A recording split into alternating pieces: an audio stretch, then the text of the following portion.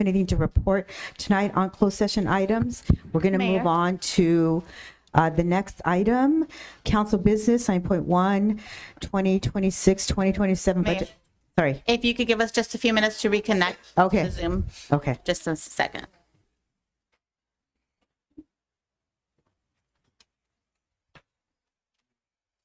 Oh, there it is. Ready?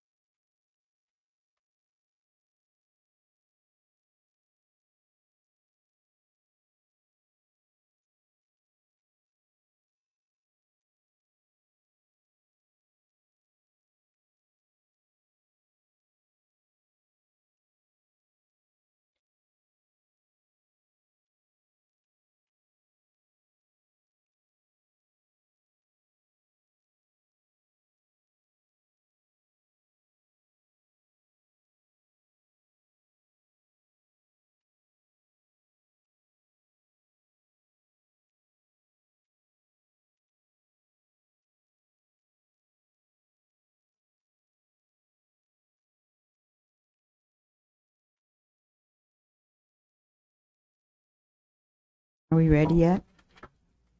Nick, can you hear us?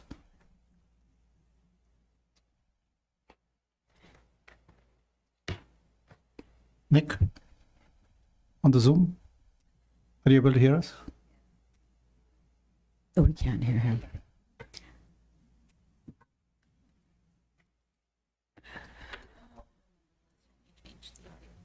Not here. Resend the link, please, to my email. Do we have others that are on Zoom or other participants? Nick, can you please try again?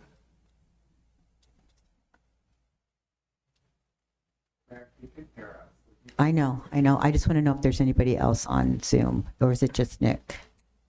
Angie, is there anyone else other than Nick? Pull up the participants.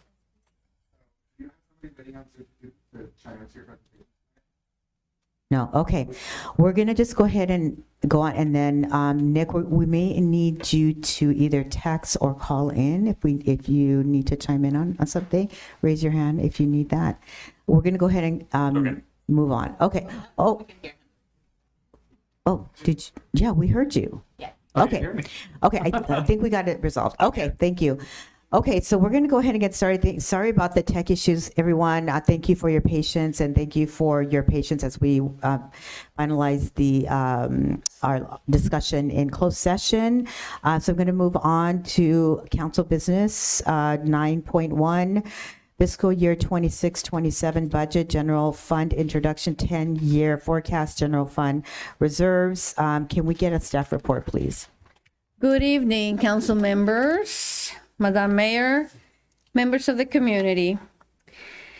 As we begin our budget discussions, I want to acknowledge a reality that communities throughout California are facing. Hollister is not alone in confronting fiscal challenges. Across the state, cities are grappling with the same fundamental problem. We are experiencing a growing gap between the cost of providing services and the revenues available to support them. The cost of labor, pensions, healthcare, insurance, construction, technology, and regulatory compliance in the state of California continue to increase at a pace that exceeds the growth of traditional municipal revenues. Property tax growth is constrained. Sales tax revenues fluctuate with economic conditions, and many state and federal funding sources are uncertain. This is not unique to Hollister.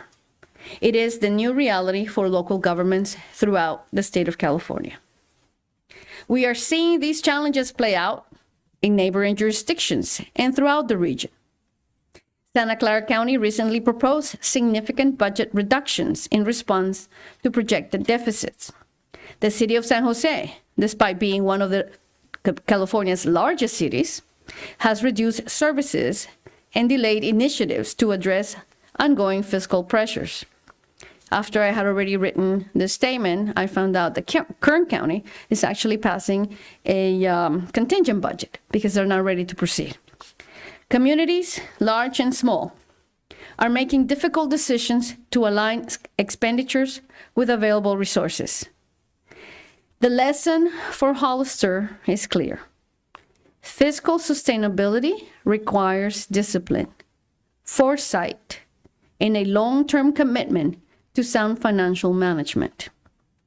Our responsibility is not simply to balance next year's budget. Our responsibility is to ensure that future councils, employees, and residents inherit a financially stable organization that can continue to provide essential services during economic downturns, emergencies, and unforeseen challenges. For that reason, tonight, I recommend that we establish a long-term goal of building and maintaining a general fund reserve equals to 20% of annual operating expenditures within the next 8 years. Let me repeat, I am not recommending that we establish a 20% operating reserve for the next fiscal year, but instead that we build up towards that for a period of 8 years. And I will show you in the screen some models that are, for all purposes, a calculator, so that together we can see what those forecasts are. Again, trust the information is there, but it's best to verify. So we can together see what the formulas are and make sure that everything is the way it should be. A reserve at this level will provide several important benefits. Number one, protection against economic downturns and revenue volatility. Number two, capacity to respond to emergencies and natural disasters. Number three, improved financial credibility with investors, lenders, and rating agencies. Number four, reduce reliance on one-time solutions and defer maintenance. And number five, it will provide greater stability for employees and the services our residents depend upon. Achieving a 20% reserve will not happen overnight. It will require difficult decisions, thoughtful prioritization, operational efficiencies, strategic investments, and potentially new revenue strategies and business model. We will reinvent government. It will also require us to evaluate programs and services through the lens of long-term sustainability rather than short-term convenience. In your report, I list measures that are being used to balance the general fund. It is highly likely that we will have to rely on expected cash in hand as of June 30th to balance next year's budget. Let me repeat, even with cost-cutting measures, I cannot give you expenses equal to revenue. I have to use some of the expected fund balance for this year. The path forward should be guided by three principles, and we continue to repeat that: predictability, consistency, and transparency. We must communicate openly with our residents about the financial realities we face. We have to make decisions based on data and long-term impacts, and remain disciplined in executing the financial plan that we adopt. Hollister has many strengths. Our community continues to evolve. Our local economy has opportunities for expansion. We've been talking about the airport in the last few meetings. And our employees remain committed to serving our residents. By taking deliberate action today, we can position the city for a stronger and more resilient future. I look forward to working in collaboration with the council, employees, unions, middle managers, senior leadership team, and our community to develop a sustainable financial strategy that protects essential services while building the reserves necessary to secure the city's long-term fiscal health. Let me show you the 10-year forecast, which, as I indicated, we can literally manipulate like a calculator. And again, it will be part of what you see. So let me just share screen.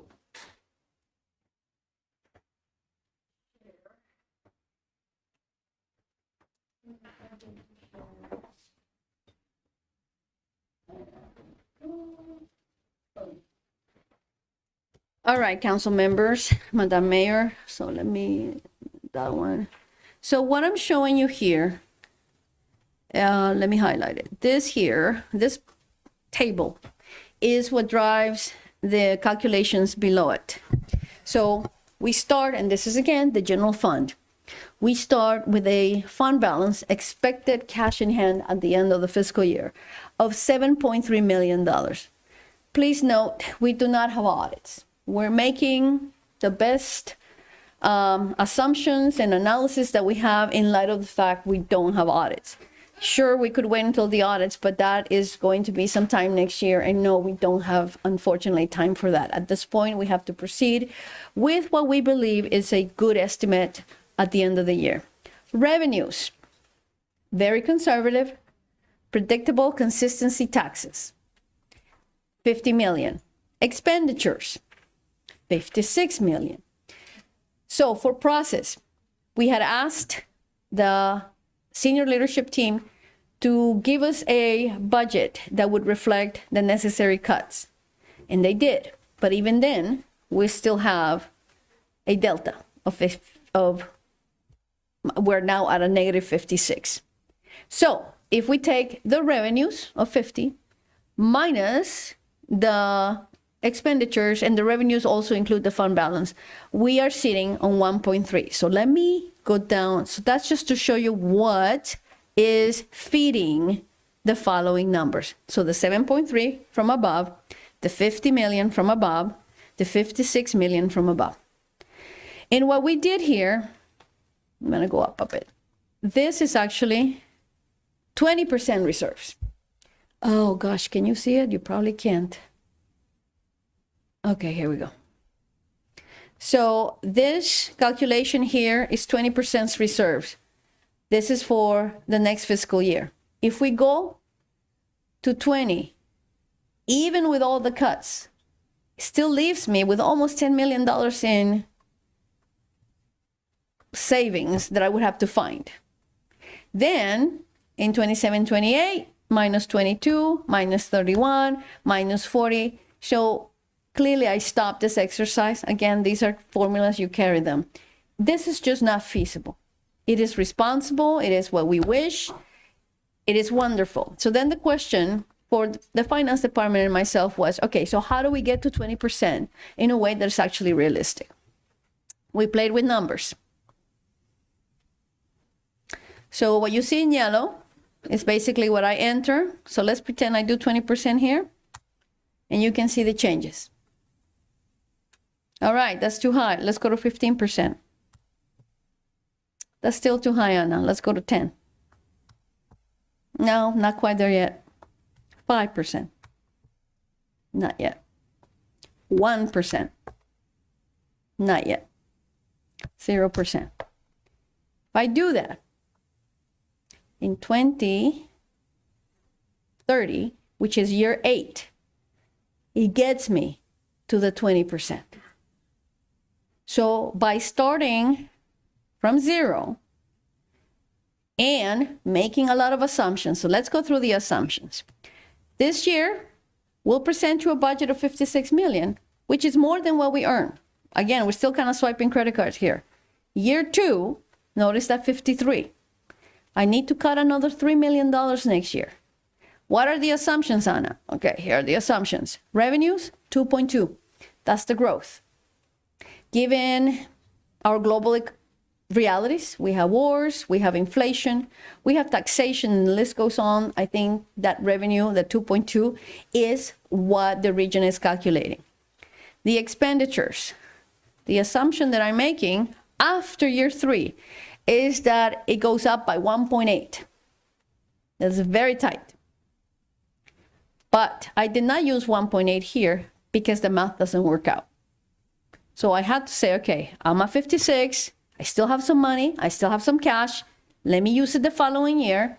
Let me assume baby inflation for revenues and 53 million in cuts so that I can end up with minus 600,000 at the end of the year. I'm confident that we have to find the 600. Actually, it's not about confidence. We have to find the 600,000 because otherwise I can't balance the general fund. So we'll find the 600,000. The following year, year 3, 2028, we start our, let's say 0, in this case, 600,000. Here are the revenues. And again, I have to do another round of cuts. 56, 53, 51. Then in year 4, finally, in year 4, I began to grow once again. I began to spend more money. And from then on, I do have an upward trend. So I go from 51.9 to 52.8 to 53.8 and so on and so forth. So in year 8, the magic year, when we are able not only to afford more expenditures, but also that goal of the 20% reserve. We will be saving every day just about to get us to that point. So I am not saying we need to change the policy. I'm simply saying we need more time. We need more time to get us there. In the report, I mentioned that there are a number of measures that we're taking as part of the cost-cutting process. And there's workforce reduction. There are furloughs. There are changes in the benefits. We are discussing decreasing our investment in IT, decreasing basically in just about every area where we can decrease. And at the same time, we still need to be aggressive about our economic development. Yes, we're not putting money aside for economic development. I had asked for $6 million, there's 0.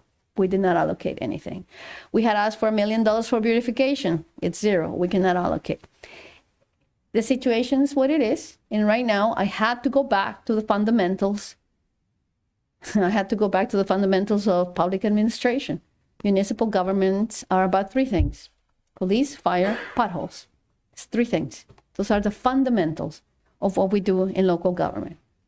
So trying to make sure that public safety is funded to the degree that we can, understanding that the creation of the fire district has got to be priority number 1, and also understanding that our streets have to be addressed and that all other things have to be jugged. The enterprise funds are supposed to be solvent. The airport is solvent, sewer is, water is not. And so, unfortunately, we have to make decisions, regardless of the rates, as to what is the proper level of staffing and operations for that fund. And with that, we do have to bring a rate increase to you as soon as possible. It will be part of our budget presentation next week. And it will be one of likely, if you count the first 30%, the bridge rate that we had, plus the one we're proposing on the 15th, and likely another one in the summer. So it'll be about 3 rates to get us caught up. So all of this is it's very challenging, and yet we had a young person from the Public Works Department in our meeting. So I've met with every department, with the unions, formal and informally, but he asked, is there a plan?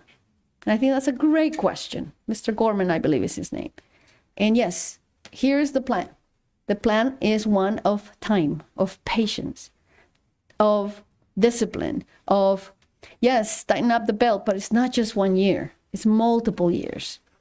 And staying true to that. Regardless of who sits in the dais, regardless who the city manager is, regardless who the finance director is, this plan has got to be in place. The numbers don't lie. Numbers are numbers. They don't have personalities. And this is what we have. Now, when we receive the audits, if they find something that we have not taken into consideration, that's fantastic. But the audits aren't coming anytime soon. So for now, this is what we have. Council members, this is not the message that I would like to provide you 4 months into my tenure. I'm sure that the finance director, 3 months into her tenure, wished that she had forgotten a zero here or there, but believe me, we looked.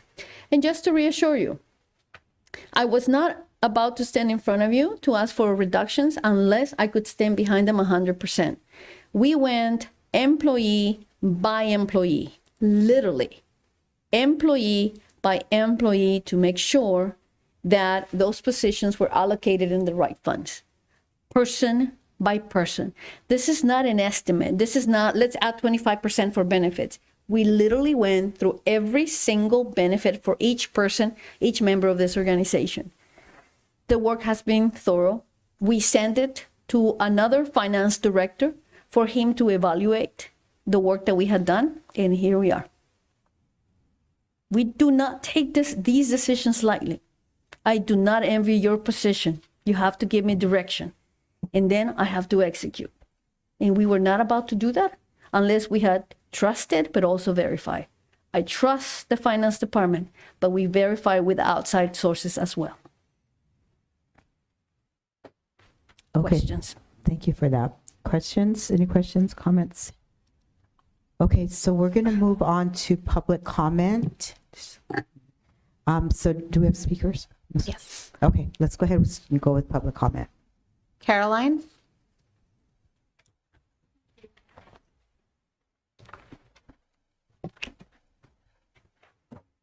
Hi. Hi, everybody. I'm Carolyn Roderick with SEIU 521. So I was here about a month ago, and since then, I know that at least 2 people have resigned, and a few more folks have been on leave, and it's really heartbreaking. But I wanted to say that the city manager talked about transparency, but as a union, we don't know what the deficit is. We haven't gotten real numbers. We have not seen the budget. The city is proposing takeaways without showing us the data. The city manager says that she's data driven, but we have not seen the data. She's asking us to agree to takeaways without showing us the data. We can't trust that what we're seeing. Initially, we were given the water budget with a negative $26 million. Our team asked for more questions, and then we found out that water deficit is actually closer to negative $4 to $6 million. So where did the $20 million go? Where were they found? We don't know. We haven't been able to get that answer. And so that's why we can't trust what we're seeing, and we're asking the city council to ask the hard questions so that we can work together. That's our goal, but we can't right now. Thank you. Thank you, Caroline. Next speaker. We have Rodrigo Aguilar on Zoom.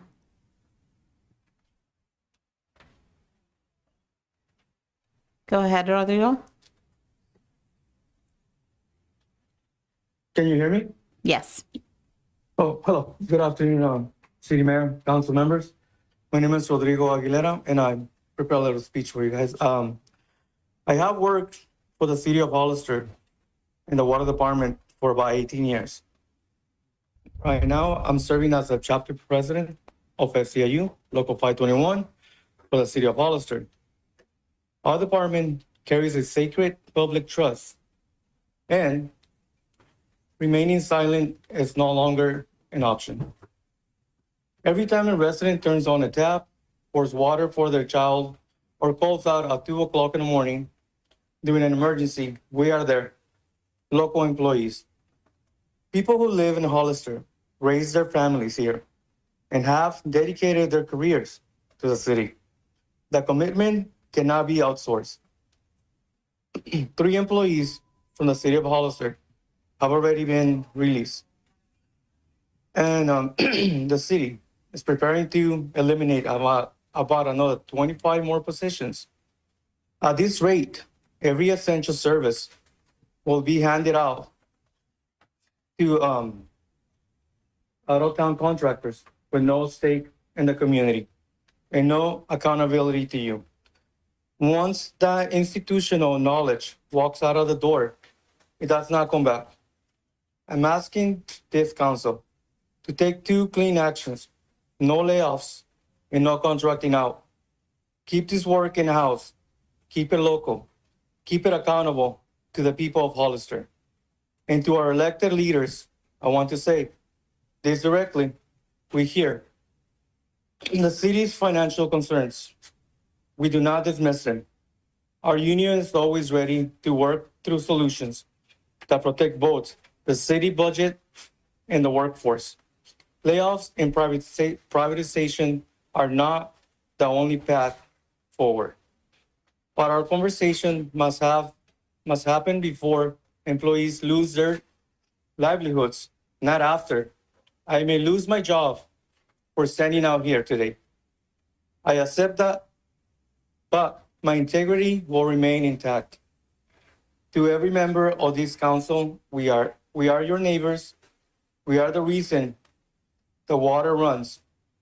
Lead with transparency, lead with accountability, and treat the backbone of this community with the dignity this work demands. Thank you for your time. Thank you, Mr. Aguilera. My last speaker card is for Bill Avera.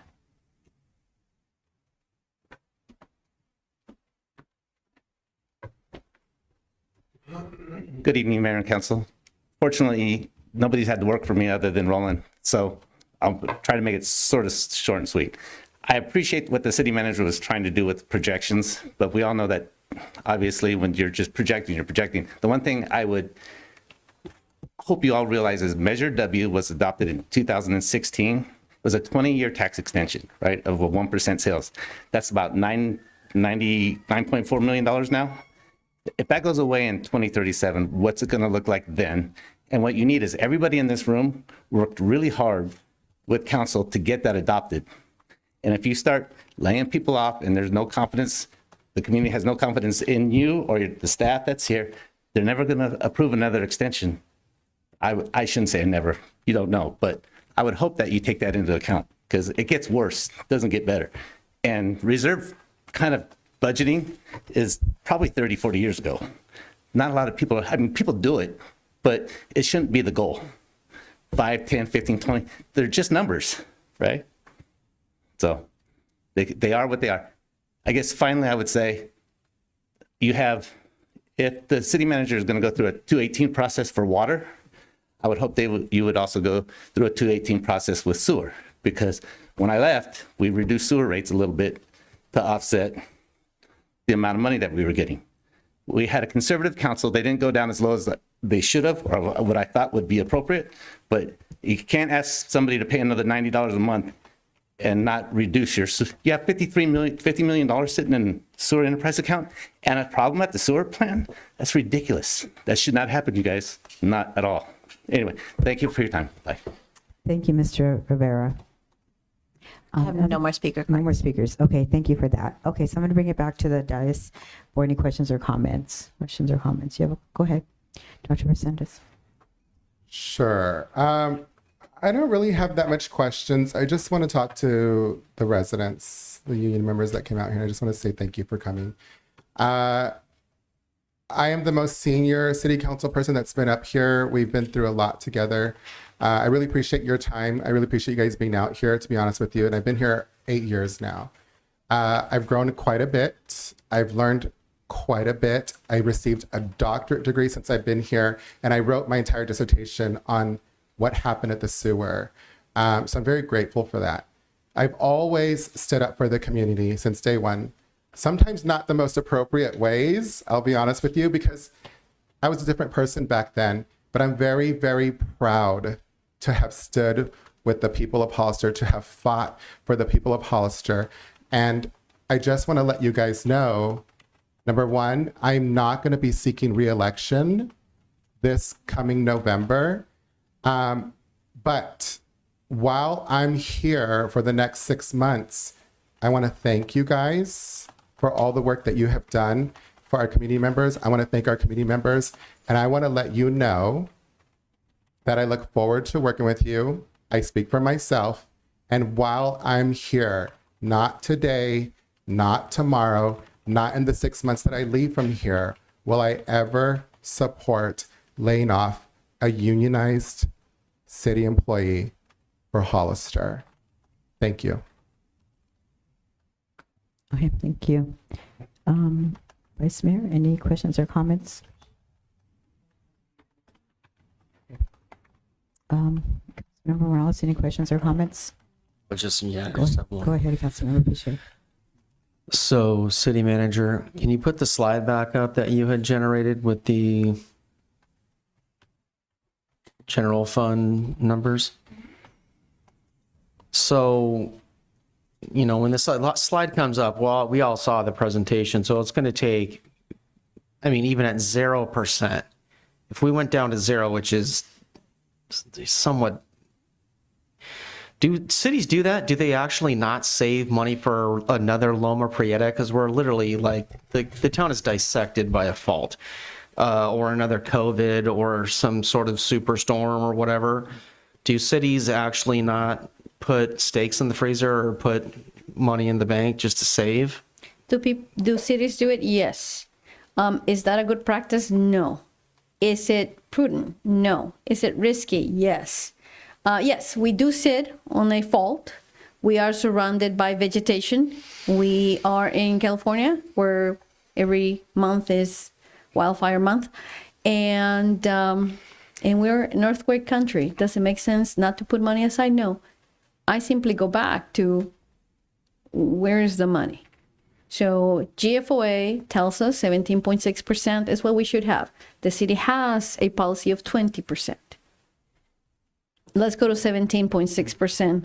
17.6%. There it is. So those negatives are positions. I'm trying to minimize this to the degree that we can. Not all positions are union. Yes, we do have management. Yes, we have non-represented. And there you have it. So if we go to 0%, it's going to take us 8 years to start building up to 20%. that is correct. General fund reserve. If we go to 0%, it takes 8 years. So how long does it take for a city to get into a situation like this where we're going to need to earn our way back? You know, we've dug a hole for how long did we dig this hole that it's going to take us 8 years to get out of it? So you had furloughs in 2015. So that was 11 years ago. And then during the recession, there were reductions as well. So the city has been struggling, and you had major investments that you had to make in sewer in the late 2000s. So the city's been struggling since 2000, let's just say. So you're looking at about 30 years to get into this situation. And yes, please do understand that my revenue predictions are 2.2. We don't know what's happening. If 6 months ago someone was going to ask if we were going to be in a war that was going to have such impact on oil, we had no way of knowing. However, let's just give an example. Let's say that we do bring a Carvana here to our city, and now we're selling vehicles, lots of them. That will help with the revenues. As for the expenditures, the red numbers are not assumptions. Those will be goals. If the revenues don't increase by a significant percentage, those are goals of reductions that I need to have in order to get to that 8-year reserve. These are projections. These are just numbers, indeed.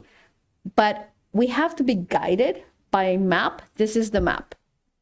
So we know, for example, that if we're not receiving revenues of 51.1 during fiscal year 2027, we have a problem.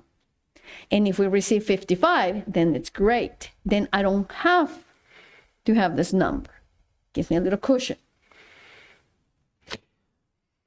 And those funds that are enterprise funds, right? Enterprise funds are funds that are supposed to be, you know, the cost of providing the service is what we take in, usual and customary rates, something about what it costs us to provide water, for, you know, instance. How many funds do we have that don't perform like enterprise funds? Water, I know, is one. What else do we have? water's our main fund. We have a second fund. Madam Finance Director, if you could remind me, one of the CFDs, I think, it's underwater. Oh, okay.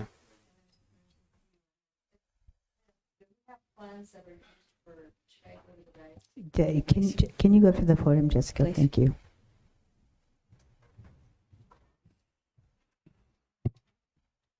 Is it the green button? No, you can just. Oh. Jessica O'Connell, Director of Finance, for the record. The City of Hollister has several funds. There's a different structure that's used in creating funds here at the City of Hollister. They create funds for events, for grants. And so some of these funds are in the negative status when they're grant funds, due to waiting for reimbursement from grants, and that's why they sit as negative until we receive the claim after the expenses have been reported. We also have funds that are collected for fees, like fire impact, police. We also have tax revenue generating funds. So if you need specifics on particular funds that are negative, that are enterprise. We have, I believe it's the street sweep. So I guess what I want to say is it's okay to have funds, but if you don't maintain them and post the appropriate transactions to keep them above water, then it's really not a useful tool. And I think that's what's been happening here with the City of Hollister is there's quite a few funds that are in the negative status that we have like salaries hitting in those funds, but yet we don't have revenues covering those expenses. And so if you pull back and look at that those costs need to be covered by a type of revenue. And in most cases, if they're not an enterprise fund, it will come from the general fund. Okay, I just asked because, you know, when I see all these negatives and then I see a 0% in, you know, putting steaks in the freezer and saving for a rainy day or another Loma Prieta, it makes me uncomfortable. And then community members that are actually members of the, you know, the water team saying, you know, what was it, Christina Camarillo? She was like, yeah, we need to basically have our water fund. You know, we have to charge what it costs us to, when you turn on that tap and you use water, we need to charge what it costs. So I was just trying to see if it would make any appreciable difference to the numbers that we're seeing here. If we had all of the funds that aren't performing since 2000 or whatever, the last 26 years, that would make any kind of an appreciable difference to the numbers that we're seeing on the screen here. So we will address all the funds at the next meeting. That's part of the budget. But the big obstacle to happiness is the water fund. We have been running a deficit since 2018. So, you know, that's 8 years of swiping credit cards. So what does that mean? The credit card is the general fund. So again, how did we get here? Well, it's been a credit card. And we can say, you know, we didn't charge enough, et cetera, et cetera. We are here now. And so we have to pay for debt. We have to pay for capital investments. We have to pay for administration. We have to pay for personnel and O&M and reserves. So again, all the fund, the CIP funds, the utility funds have policies of reserves as well. And yes, we will be addressing the water fund. I can tell you that the last time that I ran numbers, it was prohibitive. I'm not even going to say it. It was just not. No. So I sent it to the consultant, and I said, I must be doing something wrong. Please find it. And so that's what we're doing right now, going back and forth to try to figure out a number that actually makes sense. Okay. It was a struggle for us to present the 0%. I cannot emphasize, council members. This is a disagreement between the finance director and myself. As a finance director, she would never support something like this. I'm struggling with the 0%, but it's either that or a lot of pink slips. So. Yeah, I'm not very comfortable with it myself, but that's all I have. Okay, thank you, Councilmember Pache. Councilmember Morales, go ahead. Yes. Thank you everybody for taking the time out of your day to be here. It's really important for us to hear your voice. Thank you to staff for working on these numbers. I know that these numbers, it's been challenging getting the numbers. So a few comments. I think one is I would like to see a timeline for, when we're going to get our audits. I think it's going to be critical in order for us to see the predictability, stability in numbers within a 5% error range. It's really challenging to make decisions. I think it's going to be easier to provide direction, at least in a 6 month to a year, meaning if we agree to the 0%, we know that we can reevaluate at 3 months, at 6 months, at a year. That's not a 10-year decision. It's a short-term decision based on what we see in front of us. The uncertainty and unpredictability can be evaluated and assessed because numbers are being issued all the time. But I think for us to be able to move forward and provide direction not only for this, but for other decisions that are tied to this, it is going to be essential for us to make a decision based on what we have in front of us today, knowing that it can be reevaluated and reassessed with data as the data becomes available, meaning our audits, the revenue cycle that comes in, and expenditures. And that includes looking at the cost of doing business, like water. So while I know that most people in finance would have a heart attack looking at these numbers, that it does translate into, saving people's jobs at the end of the day. If we were to go to any other number other than 0, we're looking at a significant deficit that could only be addressed by eliminating positions, which I don't believe is to the best interest of our city of Hollister, our employees, or our residents. So that's all I have to say. Thank you. Okay, thank you. Vice Mayor, go ahead. Thank you. And thank you everybody for being here. I share your concerns and worries and frustration. It shouldn't have to fall on you, especially you do all the hard labor. You are right there and on the front lines. And it's, okay, I'm going to go on a little rant. So excuse me, Mayor, but feel free to stop me at any time. But this is one of the things that really pisses me off about bureaucracy and the system and our institutions that are in place, because they are not meant to work for people like us. They are meant to protect whoever's at the top. And this shouldn't be happening. It really should not be happening. There was some structural issue that's been going on for years here in the city. That's what we're trying to get to the bottom of. And we're literally uncovering all the crap, doo-doo, whatever. And this is where we're at. And either way, it would have hit us. But we're, going to do our best to do whatever we can to keep up. Because again, it should not fall on you. Seriously. And so I will ask now. I'll ask the city manager. Okay, so what happens if we do nothing? So I can take the budget from last year, put it in an Excel sheet, put another budget, fiscal year 25, 26, fiscal year 26, 27, and I can just carry it over and pretend that we don't have a money problem. So let me tell you how the difference between a finance director, a real finance director, and how city managers, how we balance budget. The way I balance a budget, me and my colleagues, let's say Jeff, 30% sewer, 30% water, 30% general fund. Hopefully that's about right. And you know why we do that? Not because we're lazy or because we're fraudulent. It's because that's how we make the general fund work. The ultimate goal of the finance director and the city manager is to protect the general fund. That's our baby. That's our baby.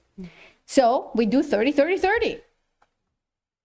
Problem with having competent finance directors is they remind you that in January We got a cost allocation. Historically, we had a finding. Our auditor had told us, you people, the 30-30-30 doesn't work. You have to have a cost allocation, which our consultant finished in January. So at one point, I said to the finance director, I'm not seeing the cost allocation. I just want to do 30-30-30. Her job, checks and balances, is to say, no, you don't get to do 30-30-30. We have a cost allocation. You have to apply the cost allocation. That is the right thing to do.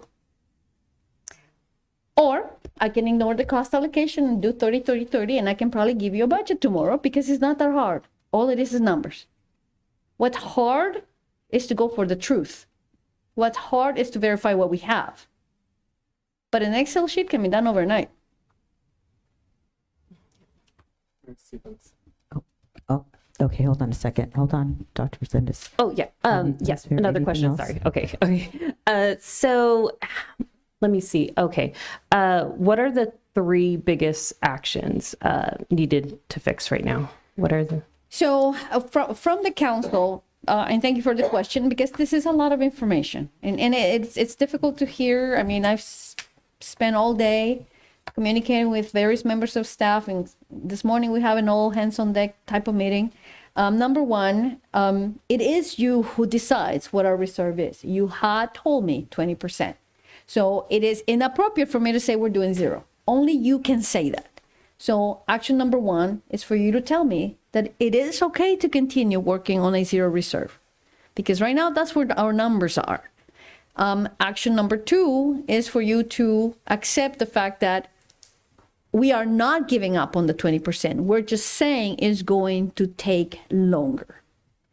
And action number 3 is to make sure that with that direction, we can now bring to you all of the funds on the 15th. We will have the budget ready on the 15th, which will include, for example, as part of the cost saving measures, is incentives.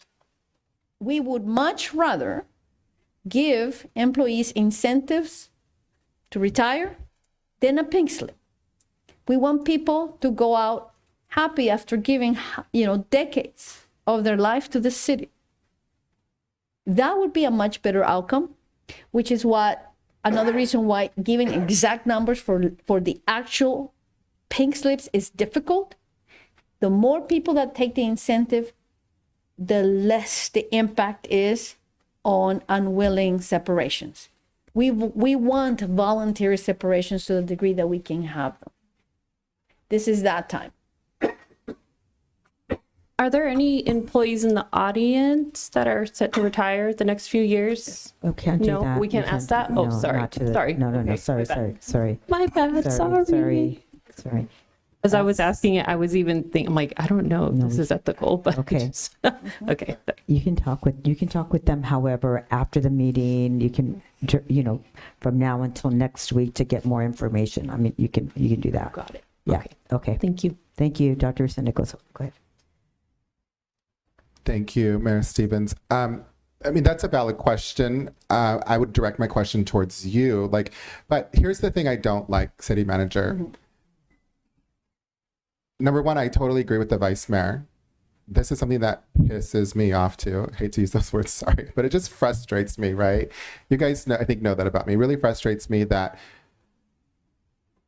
whatever, the power is where the power is, and people are chasing money and making decisions, playing politics. It's just really, really just frustrating and drives me crazy.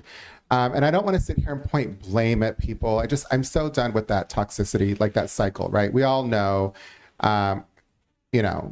anyway, what the Vice Mayor said is true. It's all about money. It's all about power. And then who has to pay for it? Us, the working class, the people at the bottom of the pyramid, the people that have the less access to resources, right? And we need to break that cycle. I think that's what the Vice Mayor is saying. So guess what? We need more people like you to be in positions of power like this. And we, I think, should sit up here, go through this, take the lessons that we do, and then help to empower you guys to be up here one day too. You have to. even if you don't think you could do the job, like there's people out there that are going to help you to be part of this. Because guess what? The people standing, they're not, I'm not saying there's anybody here tonight, but the people that come here that fill the room normally, they have money, they have influence, they have relationships, and they get people elected. And then what happens? We get screwed every single time. I'm tired of it. I'm going to step aside. I'm willing to talk to anybody, anytime. That's my favorite thing to do, is to talk to the constituents, to talk to the people of Hollister. Absolutely loved it. It's time for me to move on, though. Aside from that, that's my rant, by the way. Aside from that, it sounds like that there's confusion about the data. There's confusion about the numbers, is what I'm hearing. This is what I've heard. This is the thing that I've heard. And I'm not placing blame on anybody. Again, it's not about placing blame. It's not about politics.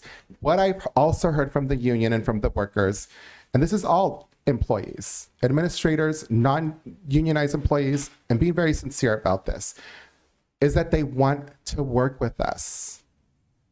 The POA came up here and told us they want to work with us. SEIU came up here. They told us they want to work with us. I do have confidence in our city manager that she wants to work with us. Politicians, I don't always believe that about, but I believe it about these 4 people right here. I do believe it about these 4 people right here. The vice mayor, the mayor, and Councilmember Pache. They want to work with you. So let's work together. Let's get it done. Let's work together. Let's get it done. But I think we need more time, as Dolores Morales alluded to, because she often takes my ideas. We need more time to figure this out, to work with people, and not play politics with their lives. Well, Thank you. And then okay, go ahead. And then just to go along with that, we will get more time for next week. Next week we will be hearing this, and then we make decisions next week about the particulars, right? So tonight, the information that you need in order to prepare that information for next week is the zero reserve. So here's my take. Agree that a 0% reserve is not a good practice. However, just like in any other financial decision, as a family, as a small business, as a small group, community group, you make decisions based on the totality of the situation. And I know that if in my household, I'm going to lose my house because I'm trying to save the 20% that I've been so diligent in saving, then I'm not going to do that. I'm going to drain my savings to make sure that I don't lose a house. And I think that's where we're at right now. So I think that, I agree, City, with our finance director, not a good practice. However, it's not a long-term practice. So thank you, Councilmember Morales, for the explanation. I think that is what we all need to know, that a decision about how to approach reserves is not a permanent decision. It is a decision that we're doing for now. The goal is to with time, make incremental changes so that we are in a better financial situation, even though during that time, it's going to be a little scary. And we are going to, with the hope and a prayer, hope that we don't need that reserve. But I think right now we don't have a choice. Or we will end up with a city that does not have the right, any kind of services. We won't have a budget in any way that balances, it will be a worse situation. So for me, I'm okay with starting there. And in fact, I know that on I think the proposal was 0 this time. Is that it, city manager? And then, yeah. So I think, and Jessica, I apologize. I mean, I know that's not good. I understand your concerns. I think we all share that, but I think starting with that, next week, we will see what in our budget, and then we can continue with other decisions as needed next week based on that. I'm good with starting there. So just to summarize and to clarify, we will be bringing a budget document to you next Monday, which you may or may not adopt. We have 2 more Mondays in the month for further conversations and so on. There will be a public hearing next Monday. And once you approve the budget, whether it's next Monday, the following, and so on, then and only then we will begin engaging in formal conversations with the unions. And just for the record, we had series of conversations with police, fire, and SEIU. Okay. So Yeah, then, and I'm gonna ask that to just let's just talk about today and next. Okay, and then we will get more information about what's happening in union negotiations at a later date. But I just want to start with the question at hand, which is, can we start with the 0% reserve so that we can then build off of that? And for me, it's like, yes, let's start there. thank you. Okay, and then go ahead, Dr. Russo, just real quick. I'm going to go off topic, sorry. Just as a reminder to the public and to the workers, we make the decisions up here. Us, when we take a vote, we give direction to the city manager, to the attorneys, to the negotiators. We give that direction. Don't forget that, okay? So whatever happens is something that we've decided.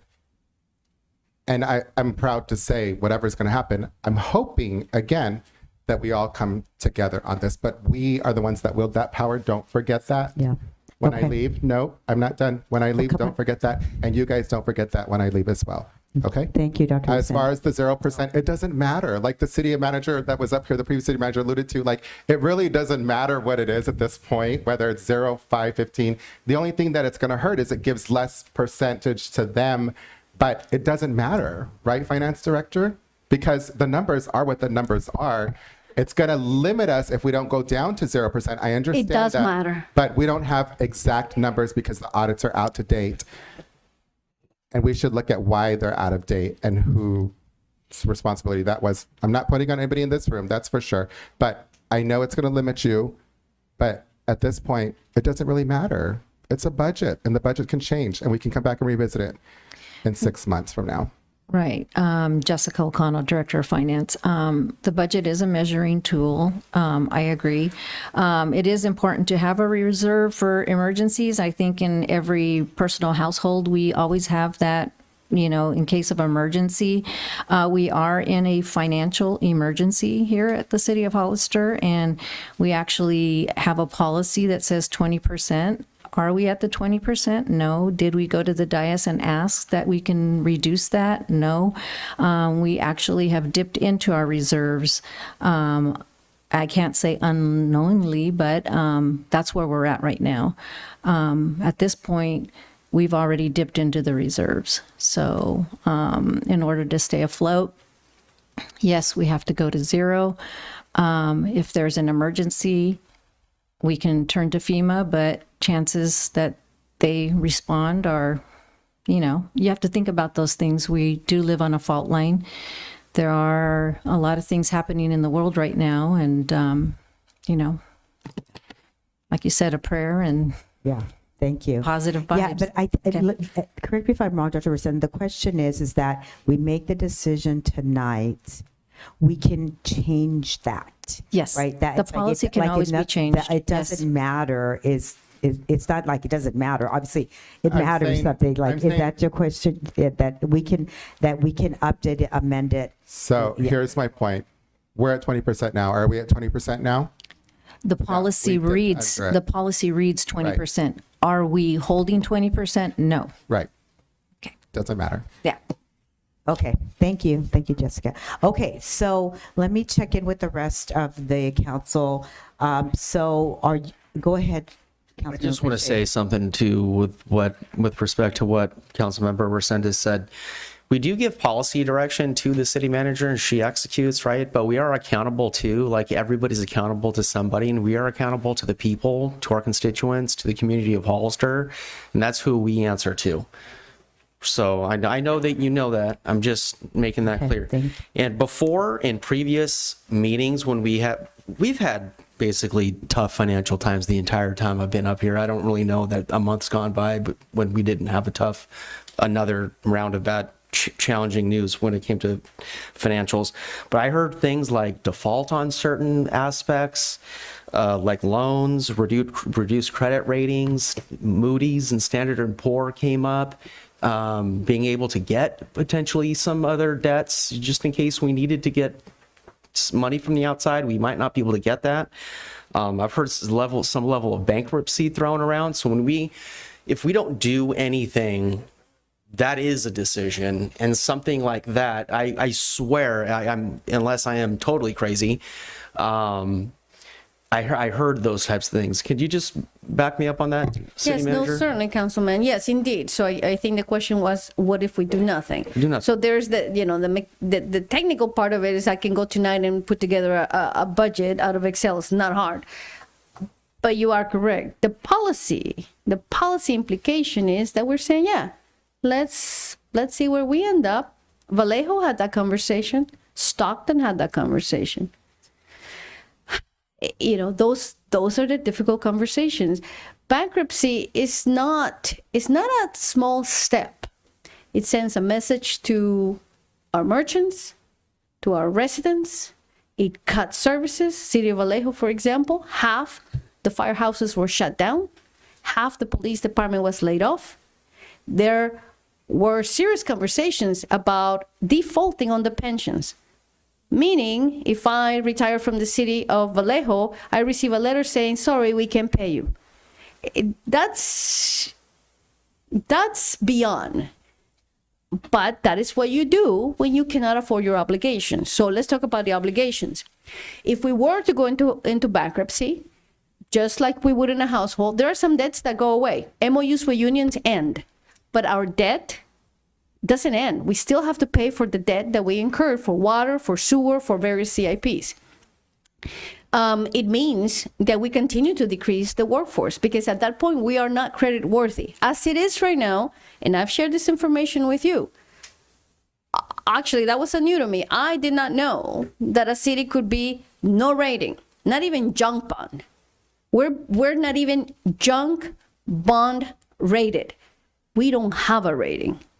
So what happens when you in your private lives are not credit worthy? When you do need money, you can't have it.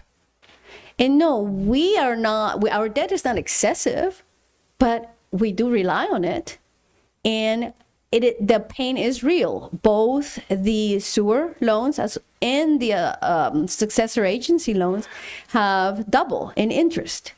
These are millions of dollars. This is not double my interest on a $10,000 credit card.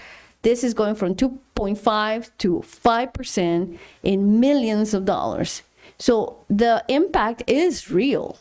And when we spend more money paying our debt, we have less money for our employees. We have less money for benefits. We have less money for the public, for recreation programs, and the list goes on. Okay. Well, as uncomfortable as 0% is, losing employees and that harsh potential reality sounds a lot worse.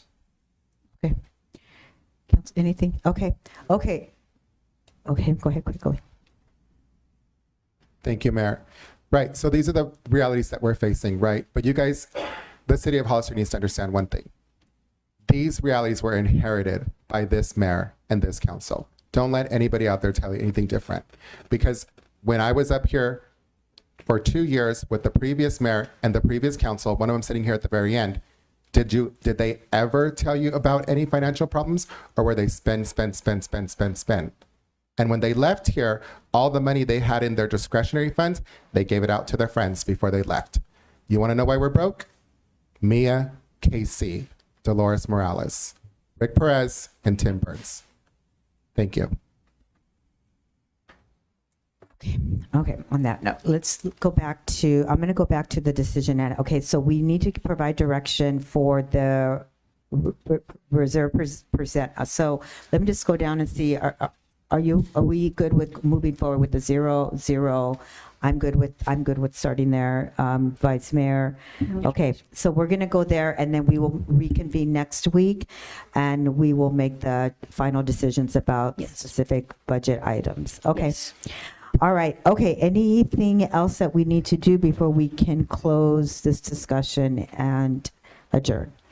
I think that's it, right? Okay. So We could just thank you. end on a positive note. Better things are to come. You know, losing employees is not the goal. Retaining employees, and everything that you said in here tonight, is not falling on deaf ears.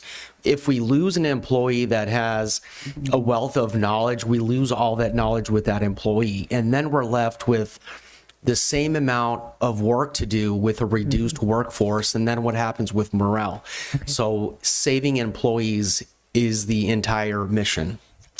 Thank you, Councilman. Appreciate it. Thank you, everyone, for being here tonight and for listening to this. We have some tough decisions to make, and it's always helpful when we have the public here with us as we're making these decisions. And so we appreciate you all being here, and we have more to come next week. Thank you all for all your comments and for your patience as we go through these difficult decisions. Meeting's adjourned.